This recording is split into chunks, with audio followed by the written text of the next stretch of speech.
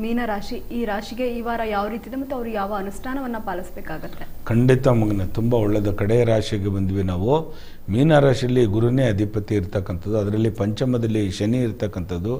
ಮೀನರಾಶಿಗೆ ಮಿಶ್ರ ಫಲವನ್ನು ಕೊಡ್ತಕ್ಕಂಥವನು ಗುರು.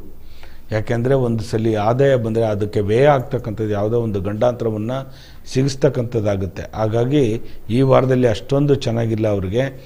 ಔಡುಂಬರ ವೃಕ್ಷ ಅಂದರೆ ಅರಳಿ ವೃಕ್ಷಕ್ಕೆ ಪೂಜೆಯನ್ನು ಮಾಡ್ತಕ್ಕಂಥದ್ದು ಮಾಡಿ, ದತ್ತನ ಆಲಯದಲ್ಲಿ ವಿಶೇಷವಾಗಿ ಒಂದು ಪೂಜೆ ಸಂಕಲ್ಪಾದಿಗಳನ್ನು ಮಾಡ್ತಕ್ಕಂಥದ್ದು ಮಾಡಿ, ಅಲ್ಲಿ ದಾನ ಧರ್ಮಗಳನ್ನು ಮಾಡ್ತಕ್ಕಂಥದ್ದು, ಪ್ರಧಾನ ಅರ್ಚಕರಿಗೆ ವಸ್ತ್ರದಾನ, ನೀವು ಬೆಳೆದಿರ್ತಕ್ಕಂಥದ್ದು ಮನೇಲಿ ಇಟ್ಟಿರ್ತಕ್ಕಂಥ ದವಸ ಧಾನ್ಯಗಳನ್ನೇ ದಾನವಾಗಿ ಕೊಡ್ತಕ್ಕಂಥದ್ದು ಮಾಡಿ ದತ್ತನ ಆಲಯದಲ್ಲಿ ವಿಶೇಷವಾಗಿ ತುಂಬ ಫಲ ಸಿಗ್ತಕ್ಕಂಥದ್ದಾಗುತ್ತೆ.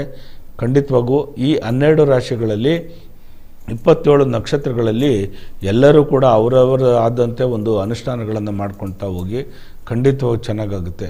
ನಾನು ಹೇಳೋದು ಏನಪ್ಪ ಅಂತಂದರೆ ಬಂಧುಗಳೇ, ಈ ವಾರದಲ್ಲಿ ಪ್ರಕೃತಿಯಲ್ಲಿ ಸ್ವಲ್ಪ ಏರುಪೇರುಗಳಾಗ್ತಕ್ಕಂಥದ್ದು ಜಾಸ್ತಿ ಆಗುತ್ತೆ. ಮಳೆ ಗಾಳಿಗಳು ಜಾಸ್ತಿ ಆಗ್ತಕ್ಕಂಥದ್ದು, ಪ್ರಕೃತಿ ಒಂದು ಮುನಿದೆದ್ದೇಳ್ತಕ್ಕಂಥದ್ದಾಗುತ್ತೆ. ಸಮುದ್ರದ ಭಾಗದಲ್ಲಿರ್ತಕ್ಕಂಥವ್ರು, ಗುಡ್ಡದ ಭಾಗದಲ್ಲಿರ್ತಕ್ಕಂಥವ್ರು, ಬೆಟ್ಟ ಗುಡ್ಡಗಳ ಕೆಳಗಡೆ ಇರ್ತಕ್ಕಂಥವ್ರು, ವಾಸ ಮಾಡ್ತಕ್ಕಂಥವ್ರು ಸ್ವಲ್ಪ ಹುಷಾರಾಗಿರ್ತಕ್ಕಂಥದ್ದು.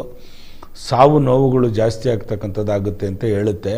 ರಾಜಕೀಯದಲ್ಲೂ ಕೂಡ ಒಂದು ಮುತ್ತುರತ್ನಗಳನ್ನು ಕಳ್ಕೊಳ್ತಕ್ಕಂಥದ್ದು ಆಗುತ್ತೆ.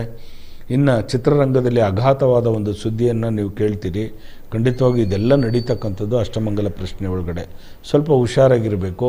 ನೀವೆಲ್ಲರೂ ಏನು ಮಾಡಬೇಕು, ಈ ಅವಘಡನ್ನು ತಪ್ಪಿಸ್ಬೇಕಾದ್ರೆ ಕೆಲವರು ನಮ್ಮಂಥವ್ರು ಏನು ಮಾಡ್ತೀವಿ, ನಾವೆಲ್ಲ ಹೋಮ ಹವನಾದಿಗಳನ್ನು ಕೂತ್ಕೊಂಡು ಯಜ್ಞ ಯಾಗಾದಿಗಳನ್ನು ಮಾಡ್ತಕ್ಕಂಥದ್ದು ಮಾಡ್ತೀವಿ. ಪ್ರತ್ಯಂಗಿರ ತಾಯಿ ಜಗನ್ಮಾತೆ ಮಹಾಪ್ರತ್ಯಂಗಿರ ಹತ್ರ ಪ್ರಾರ್ಥನೆ ಮಾಡ್ತೀವಿ, ಪ್ರಕೃತಿಯನ್ನು ಉಳಿಸಿ, ಯಾರಿಗೂ ಅಂಥ ಅವಘಡ ನಡಿಬಾರ್ದು ಅಂತೇಳಿ ಆ ದೇವಿ ಹತ್ರ ಪ್ರಾರ್ಥನೆ ಮಾಡ್ಕೊಳ್ತೇವೆ. ಖಂಡಿತವಾಗೂ ನಿಮ್ಮೆಲ್ಲರಿಗೂ ಒಳ್ಳೆಯದಾಗುತ್ತೆ. ಒಳ್ಳೆಯದಾಗಲಿ.